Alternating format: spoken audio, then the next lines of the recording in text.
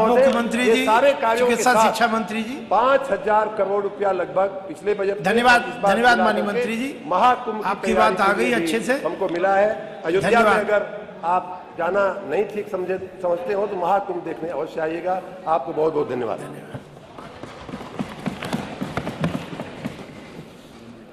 धन्यवाद अधिष्ठाता महोदय। हमारे पास 3, 4, 5 3 मद हैं, तीनों को मैं समवेत एक साथ पढ़ रहा हूँ। 2 मद हैं, 3, 4, 5 है। मैं श्री राज्यपाल की सिफारिश से प्रस्ताव करता हूँ कि 31 मार्च 2025 को समाप्त होने वर्ष में अनुदान संख्या 31 चिकित्सा विभाग चिकित्सा शिक्षा एवं प्रशिक्षण के अंतर्गत होने वाले परिव्ययों को चुकाने के लिए आवश्यक धनराशि की पूर्ति के लिए 11,287 करोड़ 69,87,000 रुपये से अनधिक धनराशि स्वीकृत की जाए। अगला मद है, मैं श्री राज्यपाल की सिफारिश से प्रस्ताव करता हूं कि 31 मार्च 2025 को समाप्त होने वाले वर्ष में अनुदान संख्या 32 चिकित्सा विभाग एलोपैथी चिकित्सा के अंतर्गत होने वाले परिव्ययों को चुकाने के लिए आवश्यक धनराशि की पूर्ति के लिए 11,767 करोड़ 32,05,000 रुपये से अनधिक धनराशि स्वीकृत की जाए। पांचवा है, मैं श्री राज्यपाल की सिफारिश से प्रस्ताव करता हूं कि 31 मार्च 2025 को समाप्त होने वाले वर्ष में अनुदान संख्या 36 चिकित्सा विभाग सार्वजनिक स्वास्थ्य के अंतर्गत होने वाले परिव्ययों को चुकाने के लिए आवश्यक धनराशि की पूर्ति के लिए 1,367 करोड़ 60,38,000 रुपये से अनधिक धनराशि स्वीकृत की जाए। माननीय सभापति महोदय, चिकित्सा शिक्षा विभाग के अंतर्गत मेडिकल कॉलेजेस, इंस्टीट्यूट, अन्य संस्थान आते हैं। यदि हम तुलनात्मक रूप से देखें तो 2017 से लेकर अब तक चिकित्सा शिक्षा विभाग में बहुत बड़ा परिवर्तन आ चुका है। 2017 से पहले मात्र उत्तर प्रदेश में 18 मेडिकल कॉलेजेस थे। आज हमारे पास ये संख्या 65 हो चुकी है, जिसमें मेडिकल कॉलेज एवं संस्थान 35 हैं, निजी क्षेत्र के 30 हैं। एम्स हमारे पास 2 गोरखपुर एवं रायबरेली में है जो केंद्र सरकार संचालित करती है, और निर्माणाधीन स्वशासी मेडिकल कॉलेज 14 है, और जो पीपीपी मोड पर प्रक्रियाधीन है 16 है। इस प्रकार से माननीय सभापति महोदय 75 के 75 जनपद मेडिकल कॉलेजों से आच्छादित हो जाएंगे। 16 जनपद ऐसे बचे हैं जहां पर अभी प्रक्रिया चल रही है, बाकी सभी जनपदों में प्रक्रिया पूर्ण हो चुकी, पूर्ण क्षमता के साथ काम कर रहे हैं। नर्सिंग कॉलेज 17 से पहले हमारे पास मात्र 6 होते थे, आज हमारे पास 23 नर्सिंग कॉलेज सरकारी क्षेत्र में है। और इसके अलावा सरकार ने तय किया है कि हम समय समय पर हर मेडिकल कॉलेज के साथ नर्सिंग कॉलेज सरकारी क्षेत्र का बनाएंगे। माननीय प्रधानमंत्री जी ने केंद्रीय बजट में 157 नए नर्सिंग कॉलेज की व्यवस्था की है। उत्तर प्रदेश राज्य को भी बड़ा हिस्सा मिला है, लेकिन उसके अतिरिक्त ये हम लोगों ने हर वर्ष नए मेडिकल कॉलेज के साथ नए नर्सिंग कॉलेज को भी जोड़ने का प्रावधान किया है। जो एमबीबीएस की सीटें हैं, 2017 से पहले 1990 सीटें होती थी, आज एमबीबीएस की सीटें 3,828 सीटें हैं। पीजी की सीटें हमारे पास मात्र 741 होती थी, आज हमारे पास 1,496 सीटें हैं। चिकित्सा शिक्षा का बजट जो 2017 से तक था वो था हमारा 4,327 करोड़ 52 लाख रुपए। आज हम कह सकते हैं कि बजट बढ़कर के लगभग 3 गुना हो गया है। आज 12,124 करोड़ 35 लाख रुपए का बजट हमारे पास है। माननीय सभापति महोदय, इसके अलावा चिकित्सा शिक्षा विभाग ने विशेष रूप से राजकीय मेडिकल कॉलेज आगरा, कानपुर, प्रयागराज, झांसी, मेरठ, गोरखपुर में PMSSY के अंतर्गत सुपर स्पेशलिटी इलाज प्रदान किया जा रहा है। राजकीय मेडिकल कॉलेज कानपुर, प्रयागराज, झांसी, मेरठ, गोरखपुर में ट्रामा सेंटर का उच्चीकरण प्रस्तावित है। प्रदेश के सभी मेडिकल कॉलेज संस्थानों में आवश्यकता अनुसार 50/100 बेड क्रिटिकल केयर ब्लॉक की स्थापना की कार्रवाई गतिमान है। समस्त मेडिकल कॉलेजों में इमरजेंसी मेडिसिन विभाग की स्थापना की गई है। SGPGI लखनऊ में 500 बेडेड एडवांस पीडियाट्रिक सेंटर की स्थापना हेतु वर्ष 2023-24 में प्रथम किस्त के रूप में 35 करोड़ 73 लाख रुपए की धनराशि अवमुक्त की गई है। हमारी प्रतिबद्धता है कि हम अपने मेडिकल स्टूडेंट्स को उच्च कोटि की चिकित्सा व्यवस्था उपलब्ध कराएंगे, चिकित्सा शिक्षा उपलब्ध कराएंगे। इसके लिए लगातार सरकार परिवर्तन कर रही है। चिकित्सा विभाग में, स्वास्थ्य विभाग में अगर हम गत वर्ष की तुलना देखें और 2017 की तुलना देखें तो आमूलचूल परिवर्तन हो चुका है। 2017 में हमारा बजट था 3620, आज हमारा बजट है 4200। नई प्राथमिक स्वास्थ्य केंद्रों की संख्या 3620 थी सभापति महोदय, आज हमारे पास 4283 प्राथमिक स्वास्थ्य केंद्र हैं। सामुदायिक स्वास्थ्य केंद्र हमारे 821 थे, आज हमारे 970 हैं। ग्रामीण स्वास्थ्य केंद्रों की संख्या 20,573 थी, आज हमारे पास 25,573 है। प्रदेश में एएनएम की संख्या 10,560 थी, आज ये संख्या बढ़कर के लगभग दोगुनी 18,326 हो चुकी है। पीडियाट्रिक इंटेंसिव केयर यूनिट्स की संख्या 6 थी, अब 16 हो चुकी है। जो मिनी पीआईसीयू है, पहले एक भी नहीं था सर, अब 15 हमारे पास उपलब्ध है। ब्लॉक स्तरीय इंसेफ्लाइटिस ट्रीटमेंट सेंटर्स की संख्या पहले मात्र 96 थी, अब वो 177 हो चुकी है। दिमागी रोग के उपचार के लिए बाल रोगियों तो वेंटिलेटर बेड्स की संख्या पहले 82 थी, अब 187 हो चुकी है। डायलिसिस यूनिट्स की उपलब्धता वाले जनपद पहले मात्र एक जनपद में था 2017 से पहले, आज 75 के 75 जनपदों में डायलिसिस की सुविधा उपलब्ध है। ब्लड कंपोनेंट सेपरेशन यूनिट्स की संख्या पहले 34 थी, आज हमारे पास 54 है।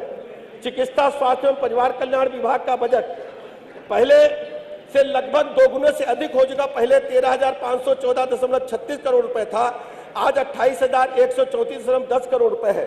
हमारी सरकार प्रतिबद्धता के साथ उत्तर प्रदेश के लोगों को गुणवत्तापरक स्वास्थ्य सेवाएं उपलब्ध करा रही है। अभी तक जो प्रधानमंत्री जी की महत्वाकांक्षी योजना है आयुष्मान कार्ड के माध्यम से हम 4,86,00,000 से अधिक लाभार्थियों को जोड़ चुके हैं। सबसे बड़ी बात यह है कि इस योजना के अंतर्गत जो व्यय आया है, जो गरीबों को निःशुल्क चिकित्सा व्यवस्था उपलब्ध कराने में आयुष्मान कार्ड के माध्यम से 2,271 करोड़ रुपए निःशुल्क उपचार में खर्च किया गया है। 1,67,000 आशा कार्यकर्ता उनके परिवारों को भी हमने जन आरोग्य से जोड़ करके उनके लिए भी योजना बनाने का काम किए हैं। प्रधानमंत्री Ayushman Bharat health infrastructure mission के अंतर्गत हम डिजिटलीकरण करने जा रहे हैं सर। इसमें प्रदेश में 50 एवं 100 बेड की क्षमता वाले 75 क्रिटिकल केयर ब्लॉक्स का निर्माण बजट में प्रस्तावित है। रोग निदान सुविधाओं के सुदृढ़ीकरण हेतु प्रदेश में इंटीग्रेटेड पब्लिक हेल्थ लेबोरेटरीज तथा 515 ब्लॉक पब्लिक हेल्थ यूनिट्स की स्थापना प्रक्रियाधीन है। इस योजना के अंतर्गत 1670 उपकेंद्रों का निर्माण भी प्रक्रियाधीन है। रोगियों तथा उनके तीमारदारों के चिकित्सालयों में उचित प्रवास हेतु रैन बसेरों का भी सुदृढ़ीकरण किया जा रहा है। रोगियों के संदर्भन की व्यवस्था को बेहतर बनाने के लिए 102 एम्बुलेंस की सेवा की 674 तथा एएलएस सेवा की 81 पुरानी एम्बुलेंस के स्थान पर नवीन एम्बुलेंस उपलब्ध कराई गई है। अयोध्या में 500 शैय्या के एक नवीन चिकित्सालय की निर्माण की प्रक्रिया भी कार्रवाई चल रही है। मानव संसाधन में वृद्धि की गई है। प्रत्येक स्तर पर चिकित्सा सेवाओं के सुदृढ़ीकरण हेतु मानव संसाधनों की बड़ी संख्या में तैनाती की गई है। राष्ट्रीय स्वास्थ्य मिशन के माध्यम से 17,805 भर्तियां प्रदेश में की गई हैं, जिसमें lab technician, staff nurse, ANM, pharmacist, counsellor इत्यादि पदों पर भर्तियां शामिल हैं। इसके अलावा 5,582 आयुष्मान आरोग्य मंदिरों के क्रियान्वयन हेतु कम्युनिटी हेल्थ ऑफिसर की नियुक्ति के लिए विज्ञापन जारी किए जा चुके हैं। सबसे अभिनव प्रयोग हमारी सरकार ने किया है। जो हमारी बहनें प्रेगनेंसी के दौरान अल्ट्रासाउंड कराने के लिए सीएससी के चक्कर लगाती थी, कहीं अल्ट्रासाउंड मशीन खराब है, कहीं हमारे पास पैथोलॉजिस्ट या रेडियोलॉजिस्ट उपलब्ध नहीं है, तो हमने प्राइवेट जो हमारे अल्ट्रासाउंड सेंटर है उनसे अनुबंध किया है। स्टेट बैंक के सहयोग से हम अपनी बहन के मोबाइल नंबर पर एक बारकोड भेजते हैं। बारकोड स्कैन करके जो अनुबंधित हमारे प्राइवेट अल्ट्रासाउंड सेंटर हैं, हमारी बहन कहीं भी जाकर के अल्ट्रासाउंड करा सकती है, उसको कोई पैसा दे नहीं होगा और सरकार के खाते से पैसा कट जाएगा। इसके अलावा 12 प्रकार के रोगों के विषय में सरकारी तथा निजी क्षेत्र के चिकित्सालय प्रयोगशालाओं तथा रियल टाइम जानकारी उपलब्ध कराने हेतु यूनिफाइड डिजीज सर्विलांस पोर्टल का विकास राज्य की आवश्यकताओं के अनुसार किया गया है। माननीय सभापति महोदय, अभी तक अपने देश में होता था, प्रदेश में होता था कि जो हमारे संक्रामक रोग हैं उनके बारे में विस्तृत रूप से जानकारी नहीं मिल पाती थी। तो कोविड के दौरान जो हम लोगों ने काम किए अपने प्रदेश में, उसको हमने इन यूनिफाइड डिजिटल सर्विस प्लेटफॉर्म से जोड़ने का काम किया है। इसके अलावा health online evolution, parameter evolution, hope के माध्यम से हमने अपने प्रदेश के जो बड़े सरकारी अस्पताल हैं प्रारंभिक चरण में, सबको हमने ऑनलाइन किया है।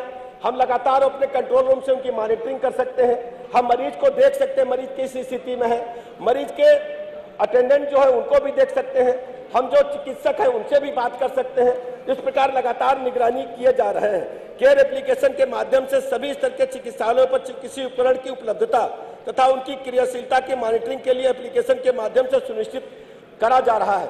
माननीय सभापति महोदय, अभी तक जो इंस्ट्रूमेंट हमारे विभिन्न चिकित्सालयों में लगे हैं उनकी मॉनिटरिंग नहीं हो पाती थी, कौन सा हमारा उपकरण काम कर रहा है, कौन सा नहीं कर रहा है। इसके लिए हम लोगों ने केयर एप्लीकेशन बनाया है। उसमें संबंधित अधिकारियों को, चिकित्सा अधिकारियों को नोट करना होगा कि कौन सा उपकरण कब खराब हुआ और उसको कब तक ठीक करा लिया जाएगा, और ये शासन स्तर से लगातार इस प्रकार की मॉनिटरिंग की जा रही है। Uttar Pradesh medical supply corporation limited के माध्यम से प्रदेश के सभी अस्पतालों को गुणवत्तापरक समयबद्ध हम दवाइयां उपलब्ध करा रहे हैं। मुझे बताने में प्रसन्नता है, इससे बड़ी संख्या में हमारी बचत भी हुई है।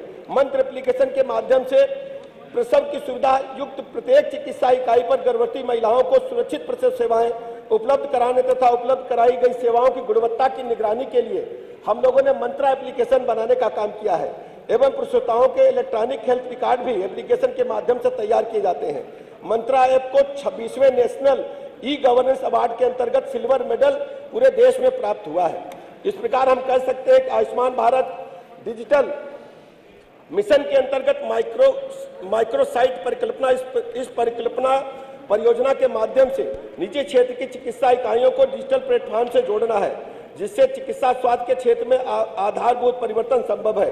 राष्ट्रीय स्वास्थ्य प्राधिकरण भारत सरकार द्वारा पूरे देश में लागू किए गए 100 माइक्रोसाइट में से 35 माइक्रोसाइट अकेले उत्तर प्रदेश में क्रियान्वित किए जा रहे हैं। Scan and share model Uttar Pradesh जैसी व्यापक जनसंख्या वाले प्रदेश में चिकित्सालयों के बाह्य रोगी विभाग में रोगियों तथा उनके तीमारदारों हेतु प्रतीक्षा समय को न्यून करने हेतु स्कैन एंड शेयर मॉडल पर आधारित रोगी पंजीकरण सिस्टम प्रारंभ किया गया है। 60 लाख से अधिक स्कैन एंड शेयर रजिस्ट्रेशन के साथ उत्तर प्रदेश देश में प्रथम स्थान पर है।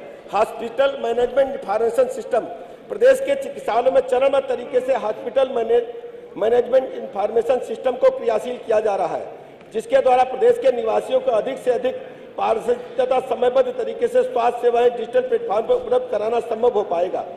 इसके अलावा विशेष रूप से सभापति महोदय IIT कानपुर के साथ मेमोरेंडम ऑफ अंडरस्टैंडिंग हमने किया है। प्रदेश के जनमानस को आर्टिफिशियल इंटेलिजेंस आधारित स्वास्थ्य सेवाओं की उपलब्धता हेतु IIT कानपुर के साथ हमने MOU किया है, जिसके माध्यम से प्रदेश में तकनीकी आधारित स्वास्थ्य सेवाओं तथा टेली रेडियोलॉजी का एक नया अध्याय प्रारंभ करने हम सब जा रहे हैं। ई संजीवनी के माध्यम से प्रतिदिन हम 70,000 मरीजों को चिकित्सा सुविधाएं उपलब्ध करा रहे हैं। ई संजीवनी ऐप हमारे जो हेल्थ वेलनेस सेंटर उपलब्ध है, इसके अलावा प्राइमरी हेल्थ सेंटर्स पर उपलब्ध है, जहां पर हमने हेल्थ वेलनेस सेंटर बनाए हैं। टेली कॉन्फ्रेंसिंग के माध्यम से मरीजों का उपचार किया जा रहा है और ये बड़ी संख्या 70,000 के लगभग प्रतिदिन ऐसे मरीजों को हम सब अटेंड करने का काम कर रहे हैं और इसके हम देश में दूसरे स्थान पर हैं इस प्रकार का काम करने के लिए। टेली मानसिक स्वास्थ्य टेली कंसल्टेशन के माध्यम से विशेषज्ञ चिकित्सा सुविधाएं उपलब्ध कराने हेतु टेली मानस सुविधा का प्रयोग प्रदेश में किया गया है। प्रदेश में वर्तमान में 4 टेली मानस केंद्रों पर 73 परामर्शदाताओं के माध्यम से सुविधा उपलब्ध कराई जा रही है। राष्ट्रीय बाल स्वास्थ्य कार्यक्रम, इस कार्यक्रम के अंतर्गत 4,569 बच्चों को अनेक दुसाध्य रोगों यथा हृदय रोग, दृष्टि रोग, तंत्रिका रोग के तंत्र, क्लेपेस क्लिप तथा पायलट इत्यादि हेतु शल्य चिकित्सा संपादित की गई। राष्ट्रीय अंधता निवारण कार्यक्रम, इस कार्यक्रम के अंतर्गत प्रदेश में 6,58,000 से अधिक कैटेट ऑपरेशन निःशुल्क किए गए। इसी के साथ 43,87,000 से अधिक स्कूली छात्रों की दृष्टि रोग हेतु जांच करते हुए 78,000 से अधिक बच्चों तथा 53,000 से अधिक वृद्ध व्यक्तियों को निःशुल्क चश्मा वितरण भी आई स्क्रीनिंग कार्यक्रम के अंतर्गत किया गया। PPP mode public private partnership के अंतर्गत प्रदेश में 15 सामुदायिक स्वास्थ्य केंद्र संचालित किए जा रहे हैं। प्रदेश के समस्त 75 जनपदों में डायलिसिस सेवाएं भी उपलब्ध कराई जा रही हैं। इसी के साथ प्रदेश के 69 जनपदों में CT स्कैन की सुविधा तथा 250 सामुदायिक स्वास्थ्य केंद्रों पर टेलीमेडिसिन की सुविधा उपलब्ध कराई जा रही है। हेल्थ इंडेक्स में सुधार। राज्य सरकार के सतत प्रयासों के परिणाम स्वरूप एसआरएस सर्वे के अनुसार मात्र मृत्यु दर वर्ष 2014 में 285 प्रति लाख से घटकर 2022 में 167 प्रति लाख हो गई है। राज्य सरकार के सतत प्रयासों के फलस्वरूप एसआरएस सर्वे के अनुसार शिशु मृत्यु दर में भारी कमी आई है। 2022 में 38,000 प्रति हजार हो गई है। वर्ष 2017 की तुलना में 2023 में एईएस जेई एवं रोग नियंत्रण गतिविधियों की उपलब्धि। एईएस की रोगियों की संख्या में 76% की कमी आई है। एससीएस की रोगियों की संख्या में 98% की कमी आई है। एससीएस रोगियों की मृत्यु दर में 91% की कमी आई है। जेई के रोगियों की संख्या में 85% की कमी आई है। जेई रोगियों की मृत्यु दर में 97% की कमी आई है। मलेरिया, डेंगू एवं चिकुनगुनिया, आप जानते हैं सभापति महोदय, पूरा सदन जानता है, जो संचारी रोग अभियान समय समय पर चलाकर इन सभी रोगों पर हमने कंट्रोल सफलतापूर्वक स्थापित करने का काम किया है। इन्हीं शब्दों के साथ मैं आपका आभार प्रकट करता हूं। बहुत बहुत धन्यवाद। आपका बहुत बहुत आभार माननीय डिप्टी सीएम साहब, आपने अपनी समय सीमा पर अपना इतना लोक महत्व का विभाग का जो प्रस्ताव रखा। माननीय लोक निर्माण मंत्री जी।